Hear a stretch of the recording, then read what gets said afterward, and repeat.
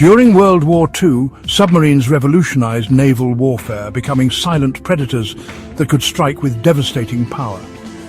These underwater vessels changed the course of the war by disrupting supply lines and sinking enemy ships. Among the numerous submarines that prowled the oceans, a few stood out for their exceptional impact and effectiveness. Today, we will revisit the story of these legendary submarines, marvels of engineering and instruments of a conflict that shook the world. The icy depths of the Atlantic were the hunting grounds of the U-boats, and none were more feared than the U-48. This Type 7B U-boat, a workhorse of the German Kriegsmarine, was a masterpiece of engineering for its time. Launched in 1939, she was swift, silent and deadly, armed with torpedoes and deck guns that could cripple even the largest merchant vessels. The U-48's captain, Herbert Schulze, was a gifted tactician. Under his command, the U-48 became the top-scoring U-boat of the entire war, sinking over 50 ships. She was a phantom, appearing from the depths without warning, unleashing her deadly payload and disappearing back into the abyss. The U-99 was another formidable Type B U-boat that prowled the Atlantic, her name synonymous with fear and destruction. At her helm was Kapitänleutnant Otto Kretschmer, a daring and innovative commander who became a legend in the annals of submarine warfare. Kretschmer possessed an uncanny ability to locate and stalk convoys, often operating in close proximity to enemy ships to maximize the effectiveness of his attacks. He favored attacking on the surface at night, using the cover of darkness to his advantage. His daring tactics and the U-99's deadly efficiency earned him the nickname Silent Otto from the Allies. The U-99's logbook reads like a grim chronicle of the Battle of the Atlantic, filled with accounts of ships sent to the bottom. While many U-boats operated as part of wolf packs, the U-103 often operated alone, a lone wolf stalking the vast expanse of the mid-Atlantic. Commanded by a succession of skilled captains, she proved to be a persistent and dangerous adversary, preying on Allied shipping with chilling efficiency. The U-103 was known for her long-range patrols, often venturing far from her base in occupied France to hunt for targets in the central Atlantic.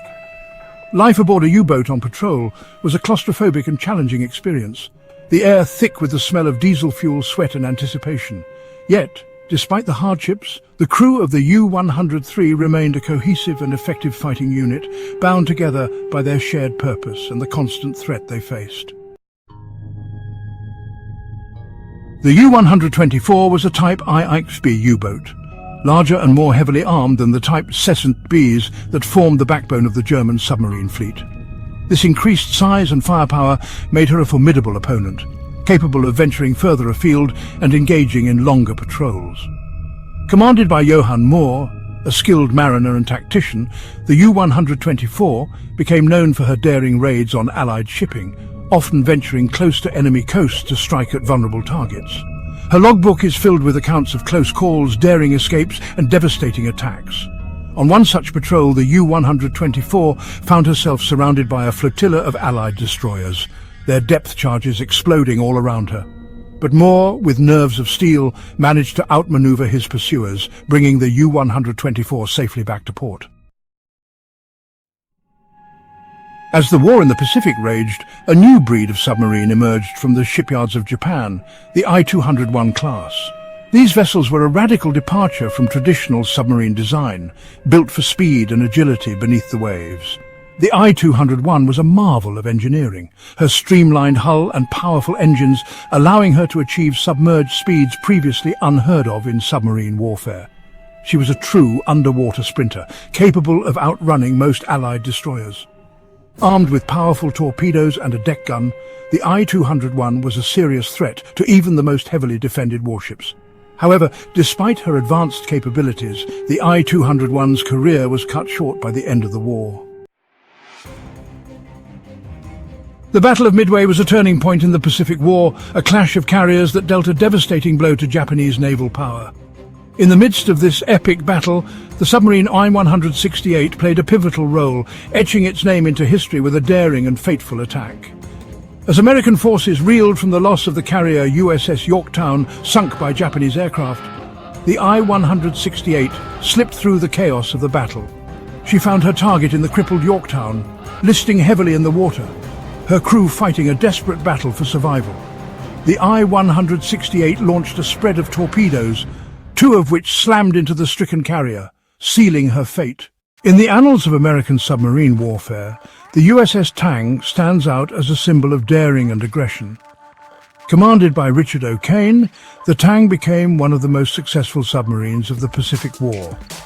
O'Kane believed in taking the fight to the enemy, often operating near Japanese-held islands and shipping lanes. The Tang's logbook is filled with daring night attacks and narrow escapes from depth-charge attacks.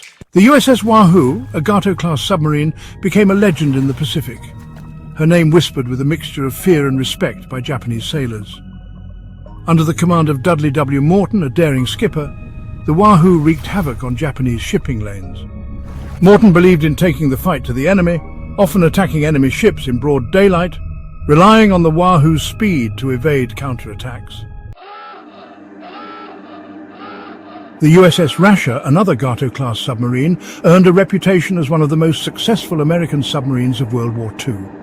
Commanded by a succession of skilled captains, the Rasher compiled an impressive war record, sinking numerous Japanese warships and merchant vessels. Her crew became known for their skill in stalking their prey, often patiently tracking enemy ships for days, waiting for the perfect moment to strike.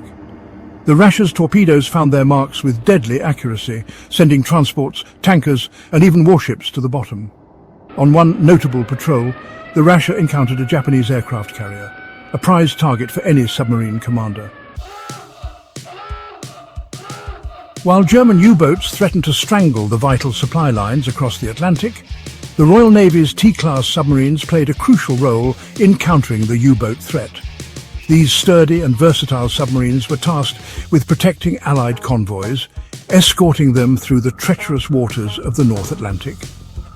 The T-class submarines were not as fast as the German Type 7 boats, but they were well armed, and their crews were highly trained in anti-submarine warfare.